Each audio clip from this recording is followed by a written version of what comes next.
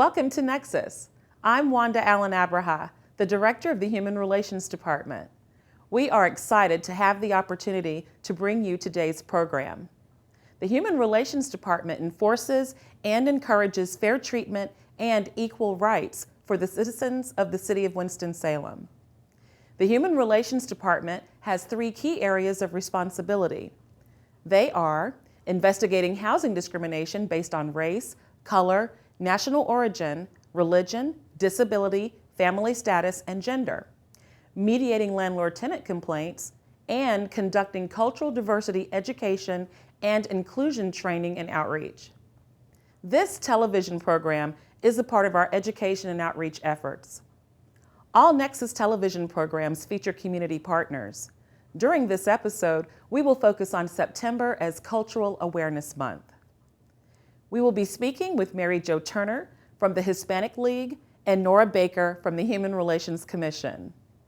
Now, let's join Adolfo Briceño of our staff, who will interview today's guests. Well, thank you, Wanda, and thank you all for being with us in another edition of Nexus. In this edition, we have with us a very special guest, Ms. Nora Baker. Thank you, Ms. Nora Baker, for being with us. Nora Baker is the chairperson of the Human Relations Commission, and she is also a retired principal of Jefferson Elementary. Thank you very much for being with us. Oh, thank you for having me. In this segment of Nexus, Ms. Baker. Now, we are going to talk a little bit about International Village. Yes. We have been, the Human Relations Department has been doing International Village, I think for 2 or 3 years now. I cannot be completely sure. But tell us a little bit about how International Village started. Well, International Village started with Rock the Block, and it was a part of Rock the Block where we wanted to showcase the diversity of Winston-Salem and also just bring all the cultures together. There are people that probably would never even cross paths, so that was a part of what we did, and we bring in bands and different foods and music from different cultures. Wonderful. Now, so that's how it started. I remember when we first did the International Village in Nora, it was just a stage. Yes. In Rock the Block, wasn't it? Right. And from that, I think now we have a standalone festival, which is called International Village. Now, explain me a little bit for the audience too. What is the purpose of the festival in general? Well, the purpose of the festival is to bring together diverse cultures and to showcase those cultures. It's a cultural celebration to bring people together, like I said, who probably wouldn't even cross paths normally in Winston-Salem. Wonderful. Tell us a little bit about what kind of things can people expect to see when they go to the International Village. Well, we'll have international food, which is absolutely delicious.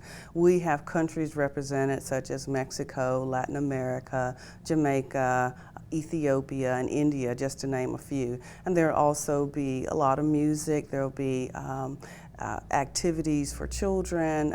There'll be some of the cultures will actually show some of their authentic cultural dances, like from India and from China. And there's going to be a whole lot of fun there. Wonderful. Yes. I remember there was one time where we did I don't know if in this edition we're going to have that, but there was flags represented from all over the world. Remember? Yes, we have one time when we did that. Yes, we have an elementary school that's going to bring a parade of flags, and those are flags from all over all over the world. Flags from all over the world, and we also have flags displayed all around the plaza that represent countries from all over the world as well. Yes, I think also Nora, it's incredible that Winston, being such a small city in a beautiful state like it's North Carolina, but we have so much international people living here. Yes. As you mentioned, we can find here in Winston-Salem people from India, from Latin America, anywhere you can mention it, Mexico, Argentina, Bolivia, Colombia, Brazil. I remember last year there was a Brazilian type of dance, wasn't it? Yes. That it was yes, also it was very good. We can try also Indian food, as you said. Last year, I think it was also Greek food, I remember. So, anyway, so now Can you tell us about some of the partners or sponsors in this year's festival? Yes, this year, again, we're partnering with Bookmarks Festival. That will be going on at exactly the same time. And we're also partnering with the Communication and Marketing Department here in the city of Winston-Salem, as well as the schools. We'll be sending out flyers to the schools to actually ask parents to bring their children to the festival so that we'll have a lot of participation this year.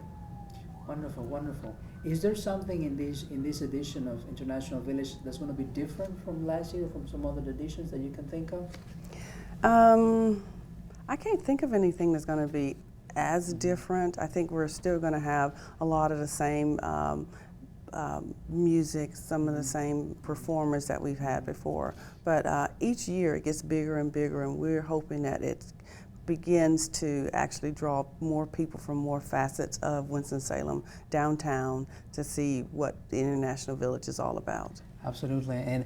And are we going to have the ferry, or remember last year there was a connection between our festival, International Village, and Bookmarks? Remember? Yes. Is it going to be the same? Yes, we're still going to have a trolley that runs. Yes, a trolley that runs from the Bookmarks Festival to the International Village. So if people want to think that they're going to have to make a choice, they don't have to make a choice. They can go to both of them and have a trolley. So then parking is not going to be an issue for people to go back and forth.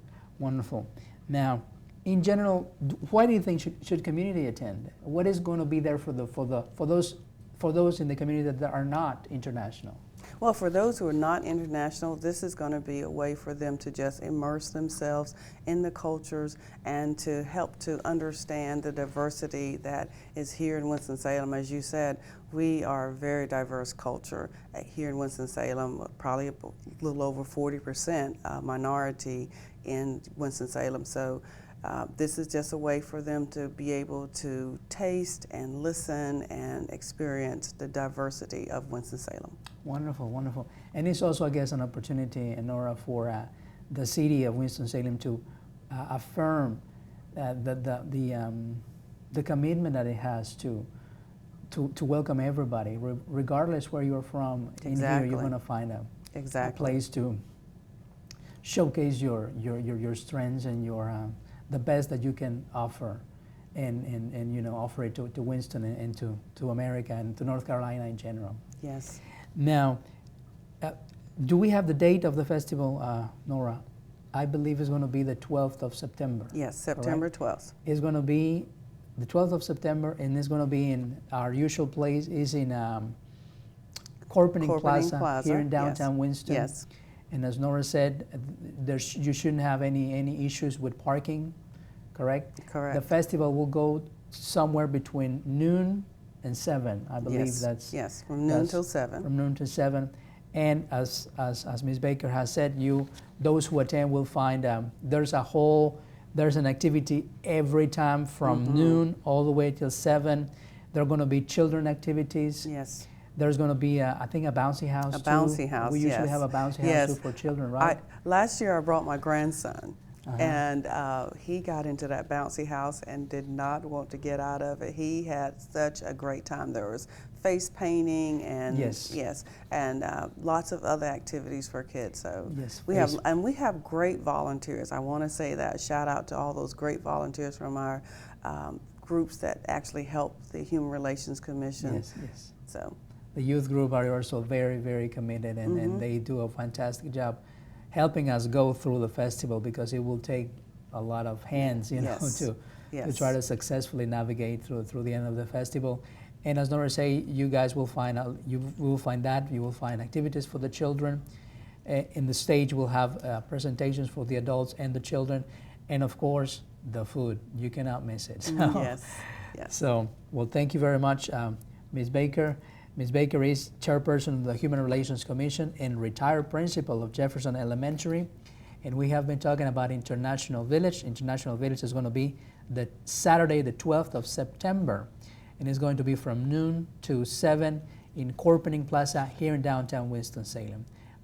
We hope we can see you there. Thank you again, Ms. Baker, for your time here in Nexus. And we'll be right back with our next guest. Transportation planners for the Winston-Salem area have drafted a metropolitan transportation plan for improving transportation through 2040. It covers streets and highways, mass transit, bike lanes, greenways, and more. Read the plan and leave your comments at dot.cityofws.org. Winston Lake Golf Course is the best golfing value in the Triad. This is a good test of golf. If you like to play golf, if you like to test your game, this is the place to come play. Winston Lake Golf Course has new greens, improved tee boxes, better sight lines, and budget-friendly rates. Come drive among the dogwoods at Winston Lake and you'll agree, Winston Lake is the best golfing value in the Triad. Winston Lake Golf Course, 3535 Winston Lake Road, Winston-Salem.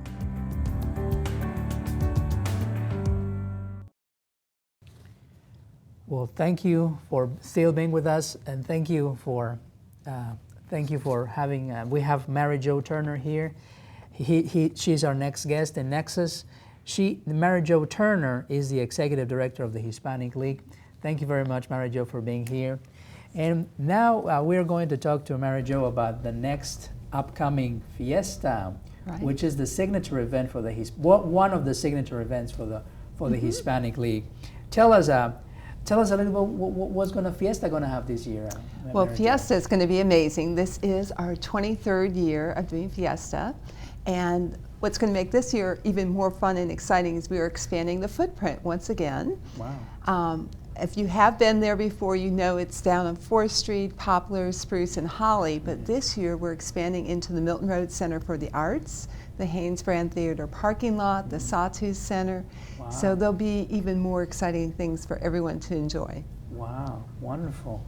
So now Fiesta has been in the 23rd year? Yes, sir. 23rd year, look at that.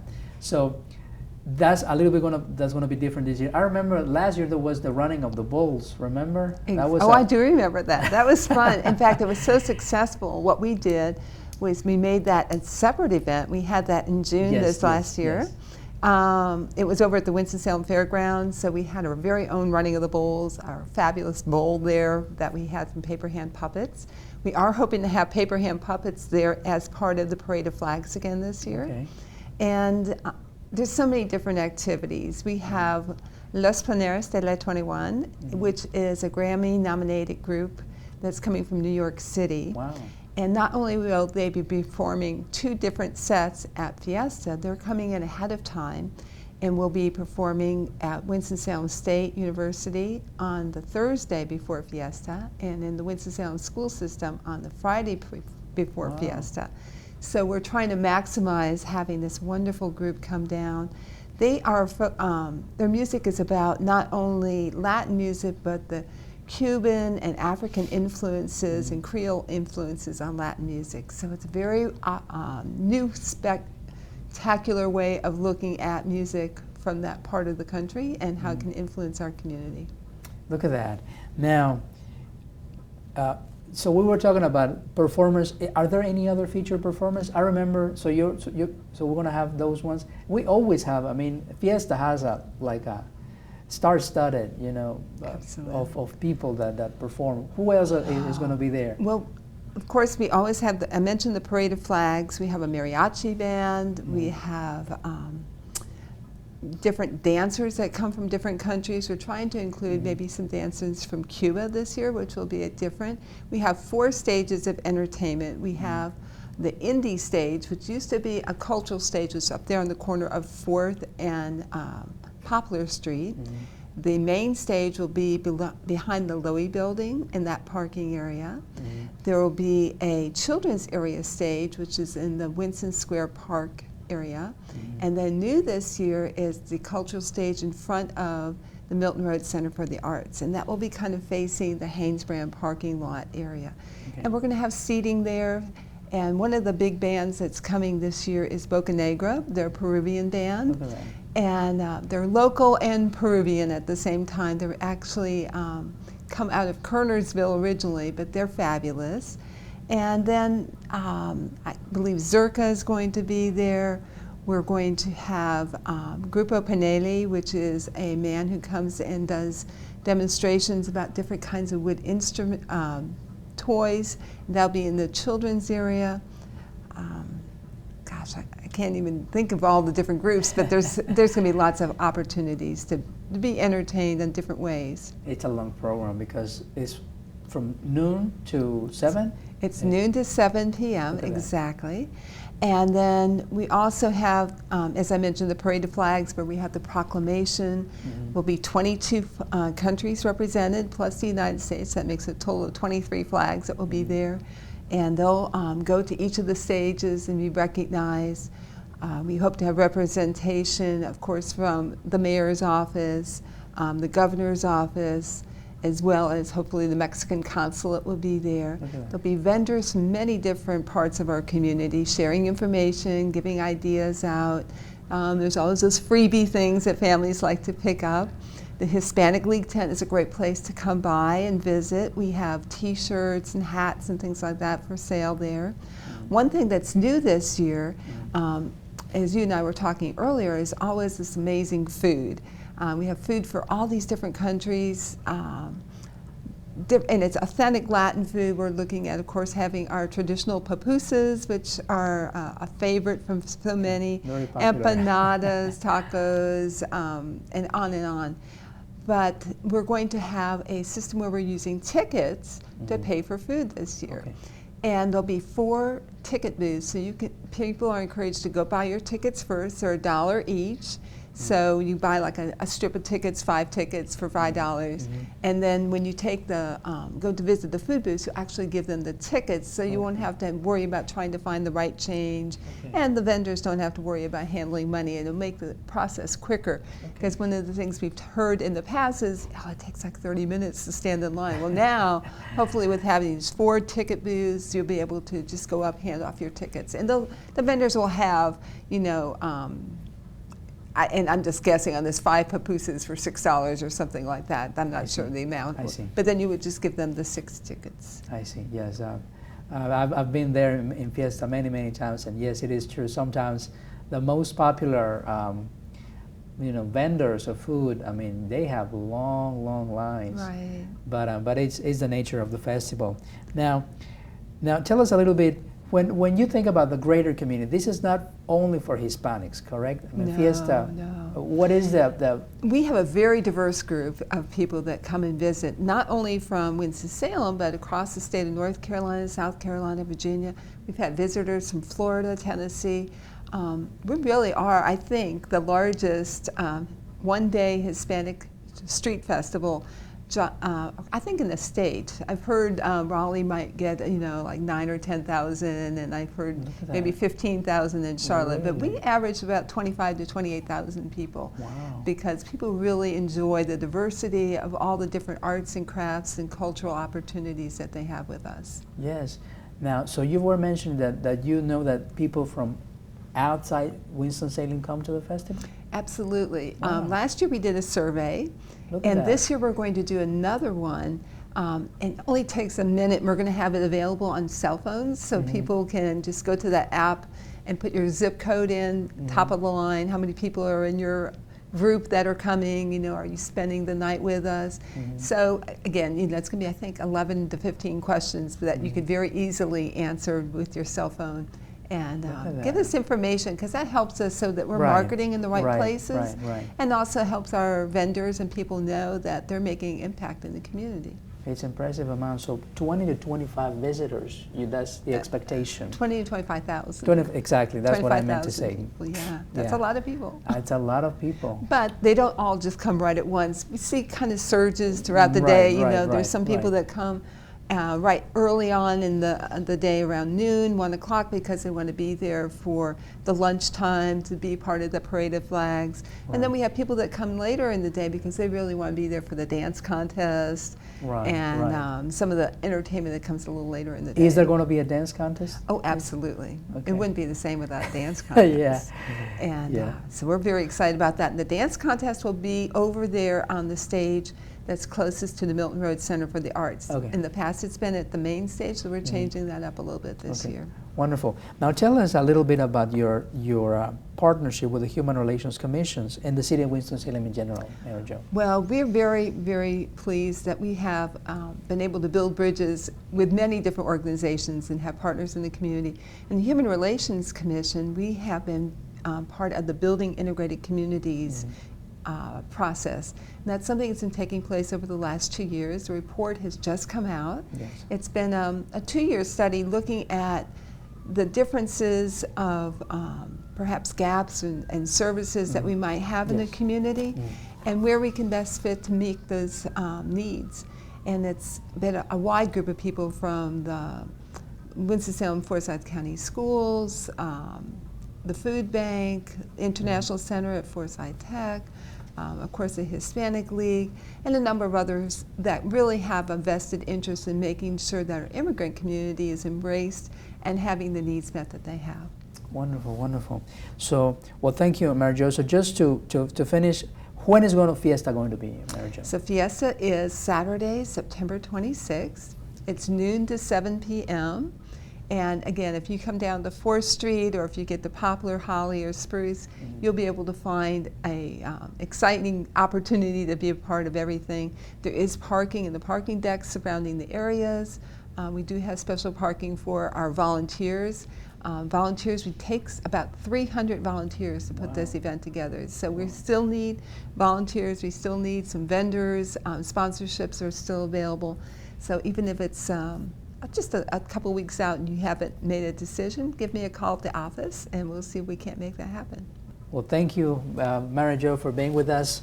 And this was Mary Jo Turner. She's the Executive Director of the Hispanic League, and we were talking about Fiesta, which is going to be September the 26th here in downtown Winston. And now we'll go to Jamie and the Nexus Challenge. Thanks, Adolfo. I'm Jamie Waldeck, and this is the Nexus Challenge, where we test your knowledge about fair housing laws. Here's our first question. Although a community has a no pets policy, a maintenance worker discovers that a resident has 2 dogs in her unit. The resident is blind, and she states that both dogs are service animals and she needs them due to her disability. How should the landlord respond? Should he A, tell her that she should remove the animals immediately, B, tell her that she may keep only one of the dogs as a service animal, or C, evaluate whether to grant her request as a reasonable accommodation to the no pets policy and ask her to verify that she has a disability and needs to keep both dogs? The answer is C. Although the community has a right to enforce rules barring residents from having pets, it is unlawful to deny a resident's disability-related request for an assistance animal.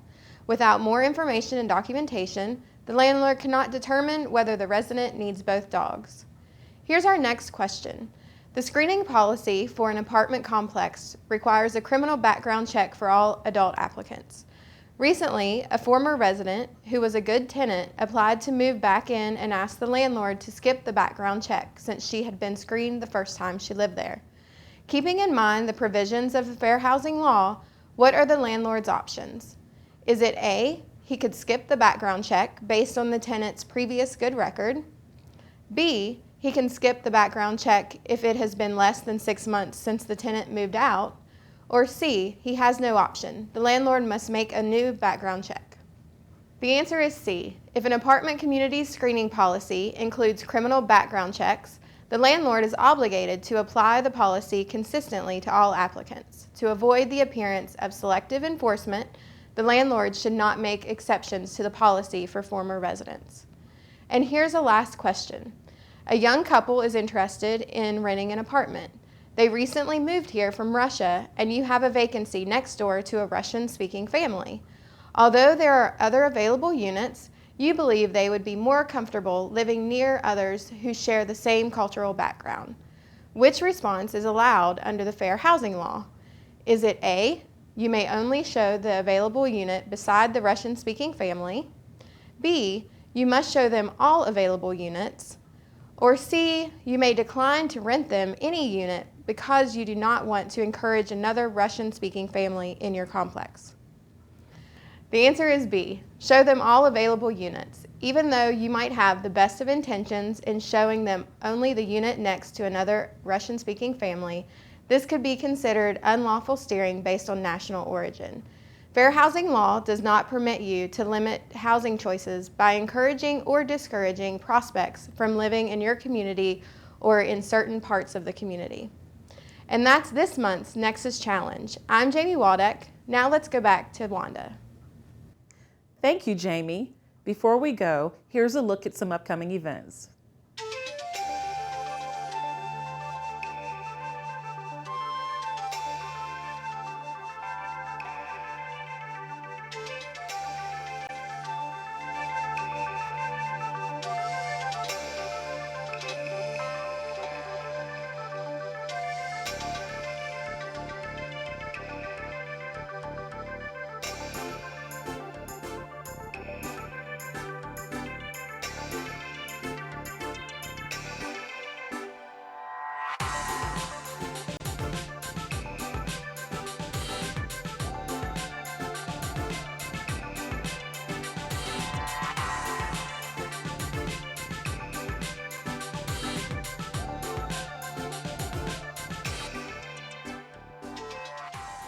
We hope you enjoyed the program. Thank you for watching Nexus. I'm Wanda Allen Abraha. See you next time.